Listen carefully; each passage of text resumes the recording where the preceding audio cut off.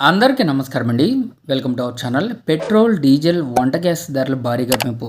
So మనకి elections అయితే అయిపోయాయండి. పలు రాష్ట్రాల్లో ఇటీవలే ఎన్నికలు జరిగాయి. ఆ ఎన్నికలు కూడా పూర్తయ్యాయి. రిజల్ట్స్ కూడా వచ్చేసాయి.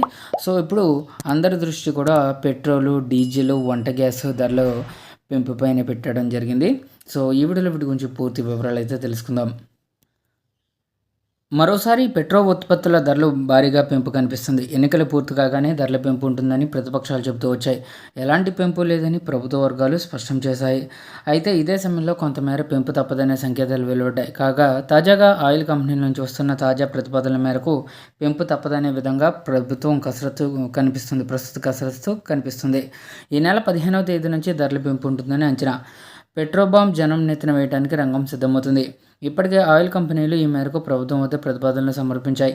5 రాష్ట్రాల ఎన్నికలు పూర్తి కావడంతో ఇక ధరల పెంపుపైన కేంద్రం నిర్ణయం తీసుకోవాల్సి ఉంటుంది. కొద్ది రోజుల క్రితం వంట గ్యాస్ ధరలు పెంచిన కేంద్రం ఆ తర్వాత వరుసగా వాణిజ్య సిలిండర్ల ధరలను భారీగా పెంచుతూ నిర్ణయాలు అయితే తీసుకుంది.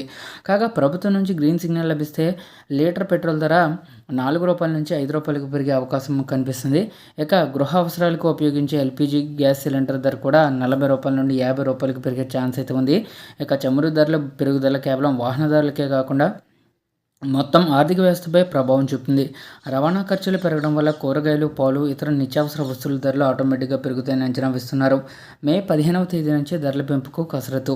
అంతర్జాతీయంగా చోటు చేసుకుంటున్న పరిణామాలు క్రూడాయిల్ ధరలు ప్రస్తుత సరఫరాపైన ప్రభావం చూపుతున్నాయి.